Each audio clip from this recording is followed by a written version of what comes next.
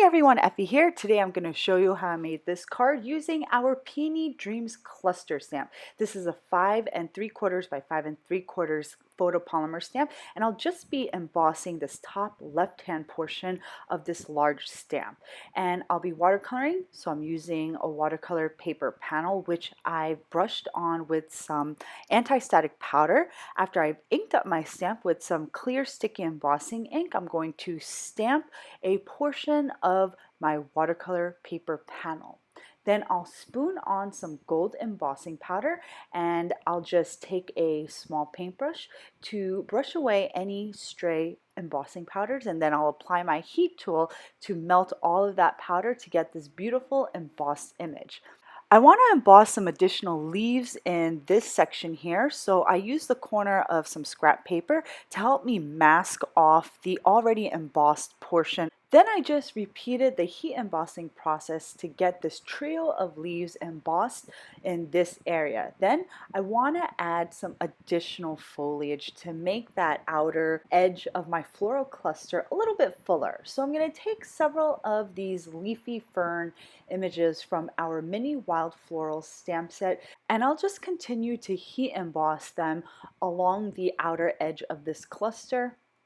Our mini wild floral stamp set is a great basic set to have in your stash because they contain these smaller foliage and leaf clusters and images that you can use with basically any of your floral stamps. There are also some solid and open outline florals that you can use, but for today I'm just using the foliage stamps to get a more fuller look for my cluster. So now that I'm finished heat embossing, I'm just going to start my wet and wet watercoloring. So I wet the floral petals first with some clean water, and then I dropped in some cadmium red color bursts using a fine tip water brush. Then I took a larger tip water brush to blend some of that color burst pigment out to the edges of my petals.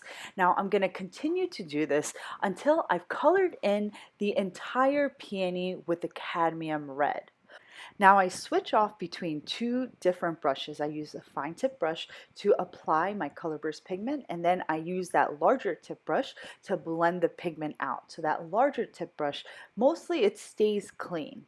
And to control the amount of moisture that I have on both brush tips, I have a piece of paper towel off to the corner of my workspace, and I use that to help control the amount of water that's on the brush tip, and that way you can control also the intensity of the color. Next, I added a second tone to my floral petals. I used Gamboge color burst, so I'm just going to kind of glaze some color over that cadmium red, and I use a similar technique. I just apply the Gamboge to the inner petals, and then I'll blend that color out to the edges of my petals to get that two-tone look.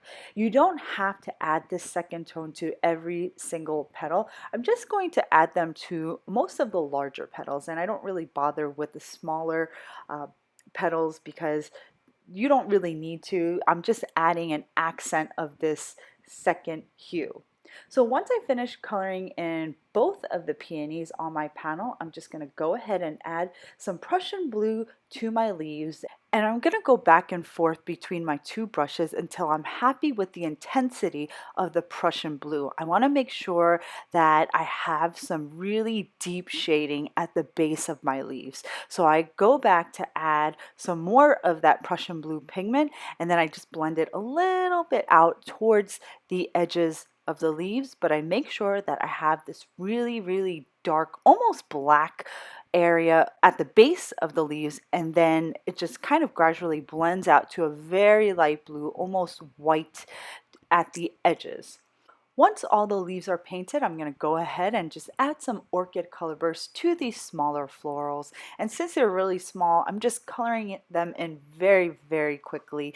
And after I put in that base color of the orchid, I just drop in a little bit more pigment towards the center so that we have a little bit of color variation or a tone variation in each of those tiny florals. Next, I white heat emboss this sentiment onto some navy cardstock. It comes from our special lantern set.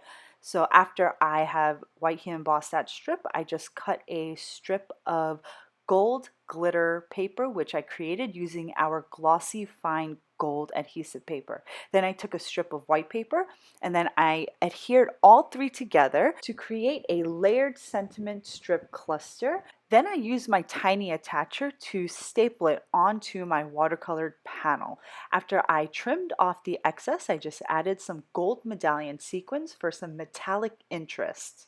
I just added our medallion gold sequins in visual triangles all over the border along my card, and this completes my project for today. I hope you guys enjoyed my project and video. Don't forget to subscribe to our YouTube channel because I update it regularly. Thanks for watching, guys. I will see you next time. Bye!